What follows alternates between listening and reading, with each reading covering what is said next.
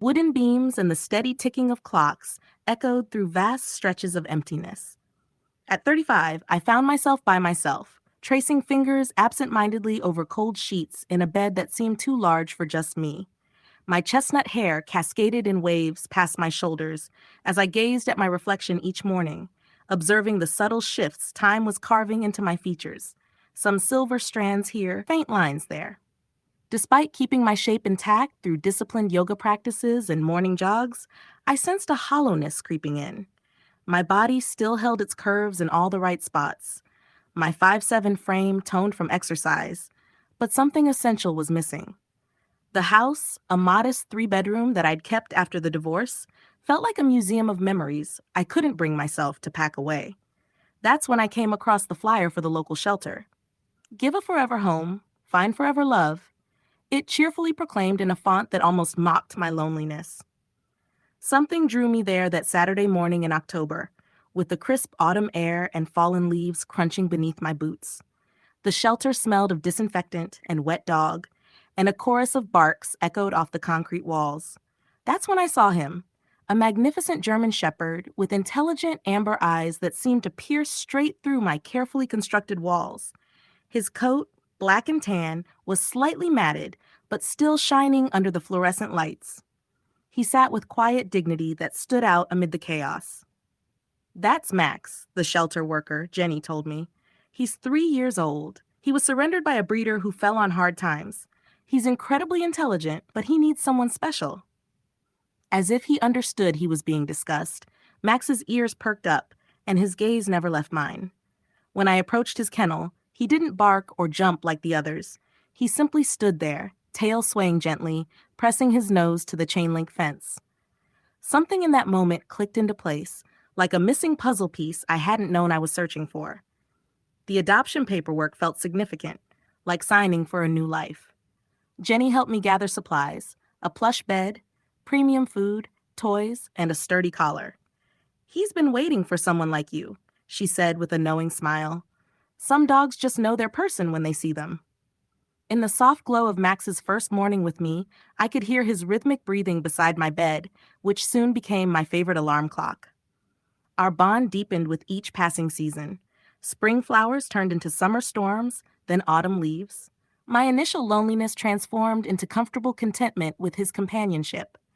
Those sacred morning walks grew longer and more intimate. I discovered a hidden trail leading to a secluded pond where Max could swim freely while I confided my deepest thoughts to him. His powerful body cut through the water, muscles rippling beneath his glossy coat. I found myself admiring his strength, his unwavering devotion. "You're my guardian angel," I'd whisper as he shook the water from his fur. Those intelligent amber eyes locked onto mine, and he'd press his warm body against my legs, tail wagging slowly, as if to say, "I'll never leave you." The dating attempts grew fewer. Every man sensed Max's intense protectiveness. Tom from yoga class barely made it through dinner before Max's low growls chased him off. Michael, a charming lawyer, lasted 3 dates until that fateful night when we were on my bed, his hands wandering beneath my blouse when Max's barking erupted like thunder. The frantic scratching at my bedroom door mixed with deep growls and desperate whines. Michael froze. "He sounds serious," he stammered, already reaching for his shirt. "He's just protective," I tried to explain, but Max's barking grew louder, rattling the door with his determination to reach me.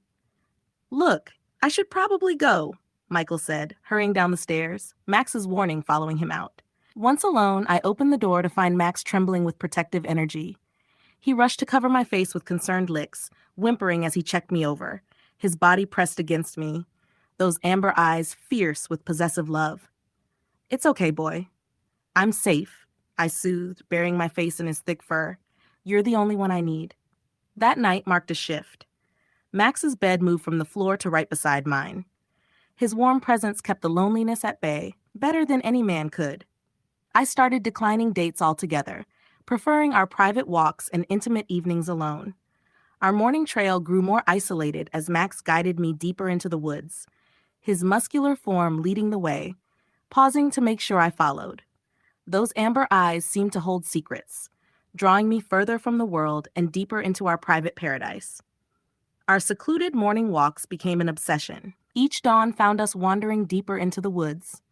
Max's powerful body forged ahead while I followed trustingly, his black and tan coat glistening with dew as he marked our private territory. That fateful morning started like any other. The mist hung low between the trees as we explored a new trail. Max's ears pricked forward suddenly, a low rumble building in his chest. Before I could react, a large Rottweiler burst from the bushes, unleashed and aggressive. Time slowed as the dogs clashed in a fury of snarls and snapping teeth. Max's muscles bunched and flexed as he positioned himself between me and the attacker, the sound of their fight echoing through the trees. Primal, violent, terrifying. I screamed for help, but we were too far from the main path. The Rottweiler's teeth sank into Max's shoulder, drawing blood that matted his beautiful fur, but my brave protector fought back fiercely, his powerful jaws and trained instincts prevailing until the other dog finally retreated with a yelp. "Oh God, Max," I cried, dropping to my knees beside him. He was panting heavily, blood trickling from the puncture wounds, but his first concern was still me. Those amber eyes searched my face as his tongue gently licked my tears away. We hurried home where I gently tended to his wounds in the shower, my hands quivering as I parted his damp fur.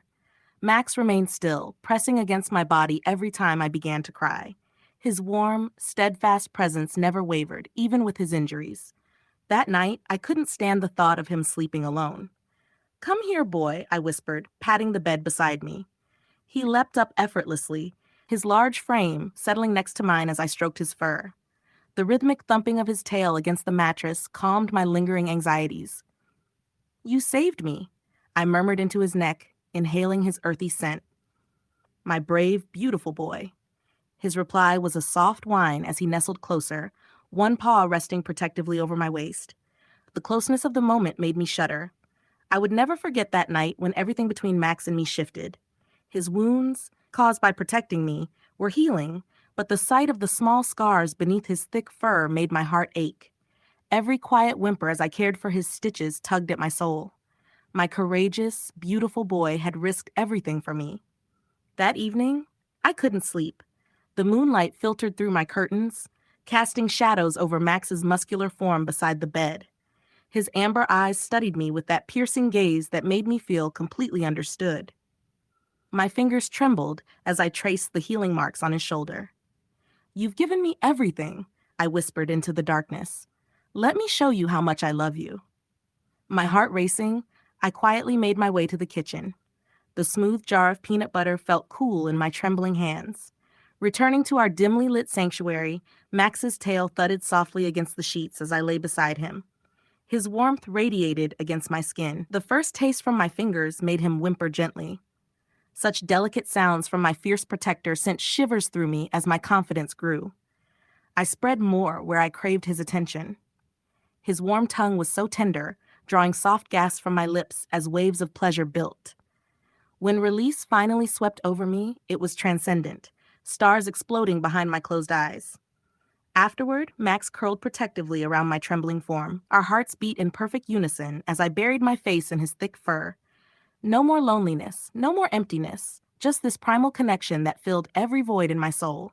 "My beautiful boy," I whispered, "my everything." Our bond deepened beyond ordinary comprehension.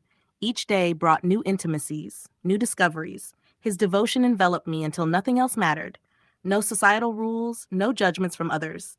Just us in our private world of touch and trust. Chapter 6. Divided Heart. I hadn't been looking to date again, but Daniel was different. A rugged veterinarian with kind eyes who truly understood animals. To my surprise, Max didn't growl or bark when they met.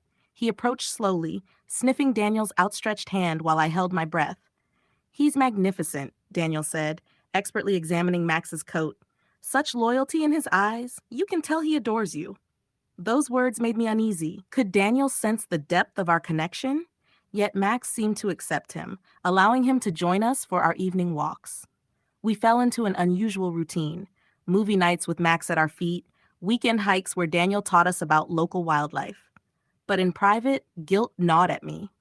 My moments of intimacy with Max became less frequent but more intense. Stolen afternoons while Daniel worked. I would cry into Max's fur afterward, confused by my conflicting feelings. My loyal companion would comfort me with gentle nuzzles, his amber eyes full of understanding. "I'll never leave you," I'd whisper. "No matter what happens with Daniel, you're my first love." A year ago, I never imagined allowing another human into our private sanctuary. But Daniel was different. I first met him at my friend Kate's backyard barbecue, where he was treating her elderly retriever's arthritis. His gentle hands and quiet confidence with animals immediately drew me in. At first, I resisted his attempts to ask me out, weighed down by the guilt of my secret closeness with Max. But Daniel was persistent, always in the kindest way, leaving his card in case Max needed a checkup or bringing specialty treats when we ran into him at the dog park. The first time he came to our house, I was a nervous wreck. Max had chased away every other man, yet something extraordinary happened. Instead of his usual aggressive display, Max approached Daniel slowly, head lowered, and sniffed his hand. "What a magnificent boy," Daniel murmured, his experienced fingers finding just the right spots behind Max's ears. "You can see the intelligence in his eyes. The bond between you two is beautiful." Those words made my heart race with anxiety. Could he somehow sense the true nature of our connection? But Daniel simply smiled, completely at ease with Max's protective nature. Gradually, Daniel became a regular part of our lives.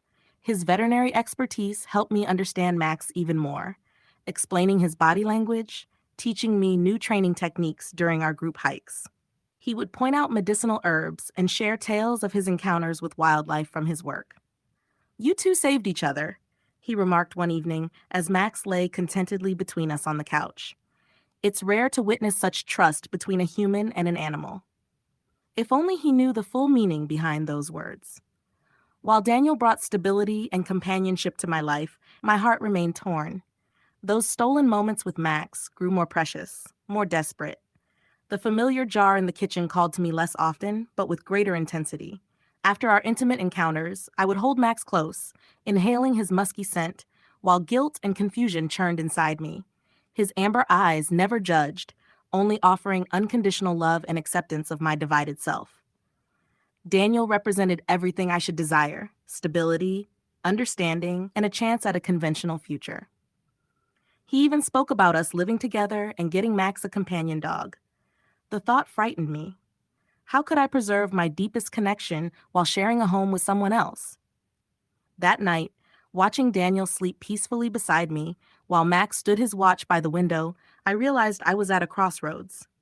Could I truly reconcile these two worlds, or must I choose between socially acceptable love and the primal bond that had saved my soul?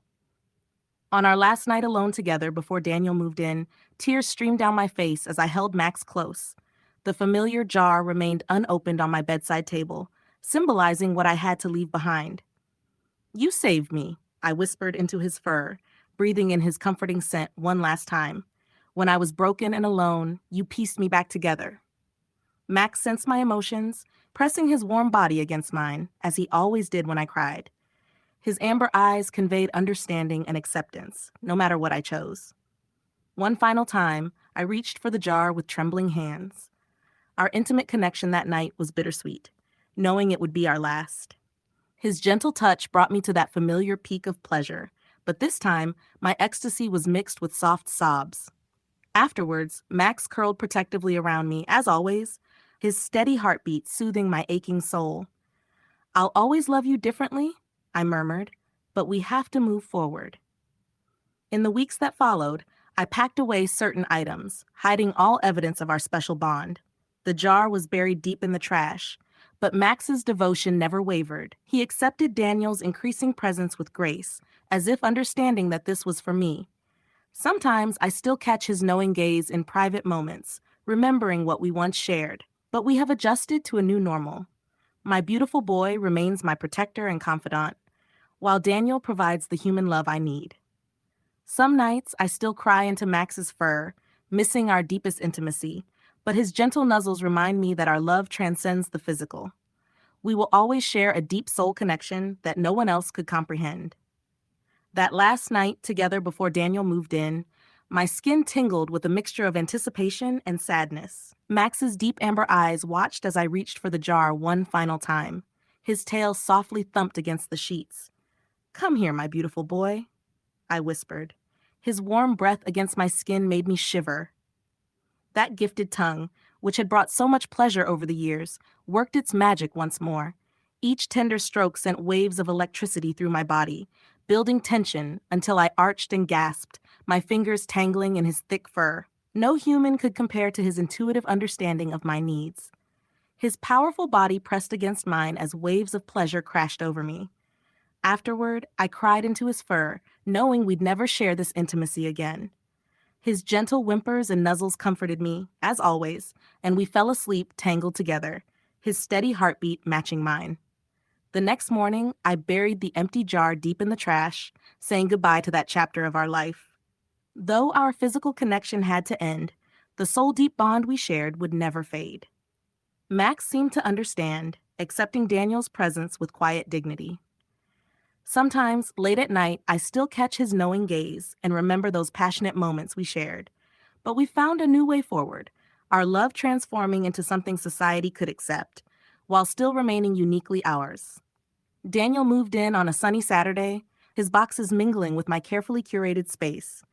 I had spent weeks erasing any trace of my past intimacies with Max. Certain sheets disappeared, specific items buried deep in garbage bags, taken far from home. That first night, now a proper household, I lay awake between them. Daniel's arm draped over my waist while Max watched from his new bed across the room. Those amber eyes held such understanding, such acceptance of our evolution. Still, my body remembered his touch, that talented tongue that had once brought me so much pleasure. I shivered at the memory. "Everything okay?" Daniel mumbled sleepily, pulling me closer. "Just adjusting," I whispered back, watching Max's tail thump softly against his bed. In the weeks that followed, new routines emerged. Morning walks became a trio instead of our private communion. Max adapted gracefully, but sometimes during quiet moments alone, he'd press against me with that old familiar intensity. My heart would race, my body responding to memories of our passionate past. During intimate moments with Daniel, Max would retreat to the living room, a gentleman's courtesy that made my chest ache with both gratitude and guilt. Still, sometimes I'd catch his knowing eyes and flush, remembering how thoroughly my beautiful boy had once claimed me. The jar of peanut butter now sat firmly in the kitchen cabinet, used only for occasional sandwiches. But every time I opened it, my fingers would tremble slightly, remembering those wild nights of untamed pleasure.